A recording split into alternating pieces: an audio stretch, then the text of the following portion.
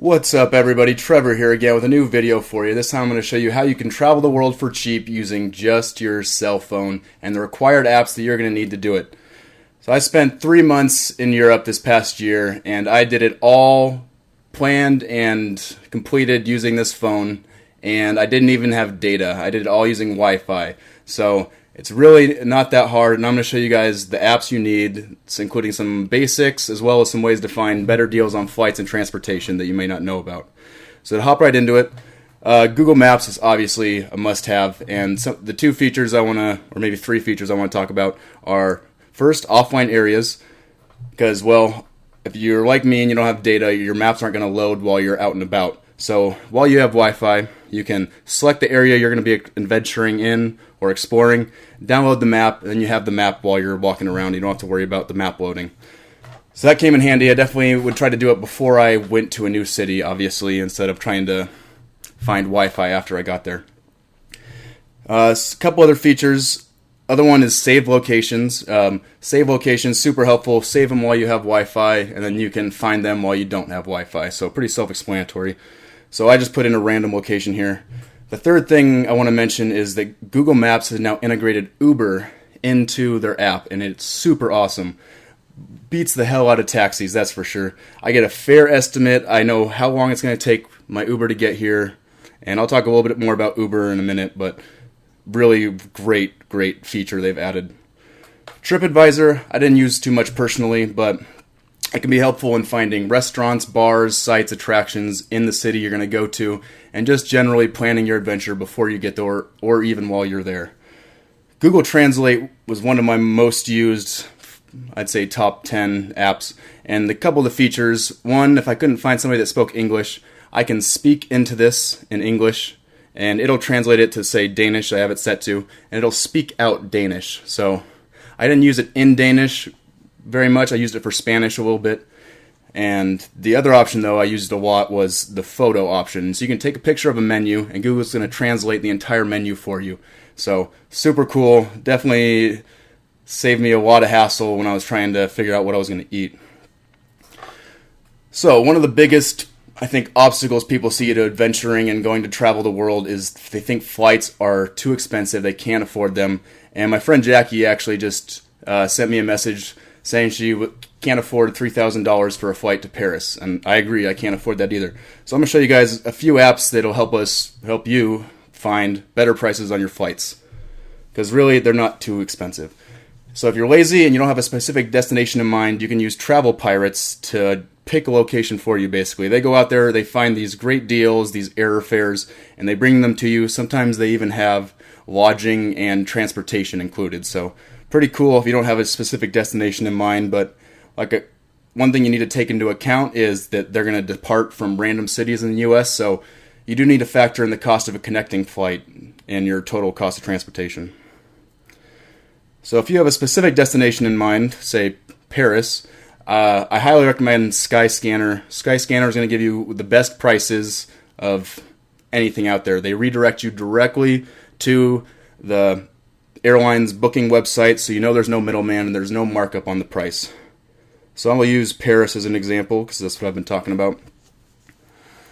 In terms of flights, you usually want to, if you can book 2 months in advance, that's the best. You'll save a little bit of money. Here we can see, look at these. These are round-trip flights to Paris from Seattle for $800, all the way down to $536. So that's a lot of money saved over that $3,000 that you might find on some random travel website that's taking a huge cut off the top. So definitely check out Skyscanner. I think they actually do hotels and other stuff now too, so that's kind of cool. Google Flights is the other flight finding application that I want to talk about. And it's gives you pretty much the same prices as Skyscanner, but with a little bit different features.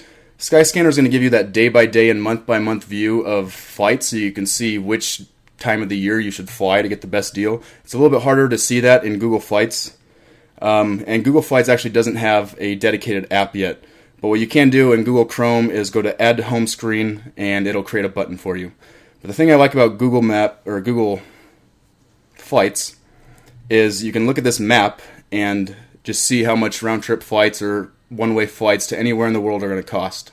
So kind of like Travel Pirates where it's random, you can find pretty random adventures departing from your hometown. So I think these flights are probably all departing tomorrow. And look at that, round trip to Shanghai for $703. I definitely want to go to Asia, so I might be hitting that deal up soon. We'll see. But Google Flights is a great one.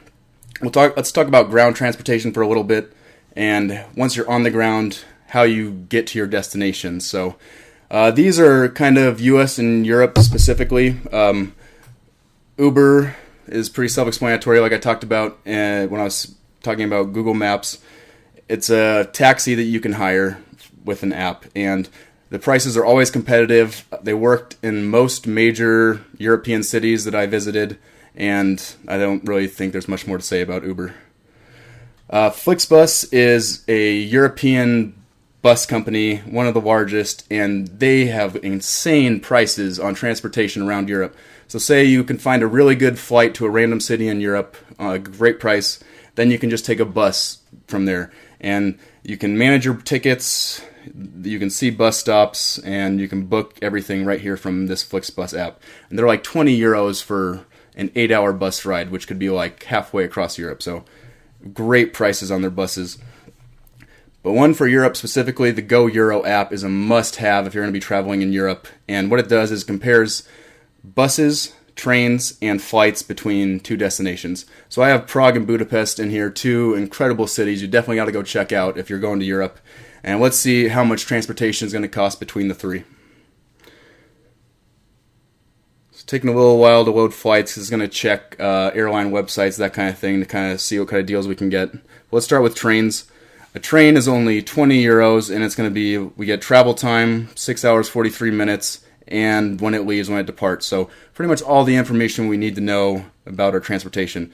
Buses, we can see, are actually a little more expensive, which is a little strange, but hey, we see there's Flixbus, quite a bit more expensive than the trains, and flights are way more expensive, 117 euros. So in this case, I'd definitely be taking the train, and I recommend using this Go Euro app over a Euro Rail pass, just because you can find transportation for way cheaper than you're going to spend on a Euro Rail pass, I think, for most people, unless you have a lot of planning and like forward thought into your exact train route and that kind of thing. But for people like me who are just going on a whim, Go Euro is the way to do it.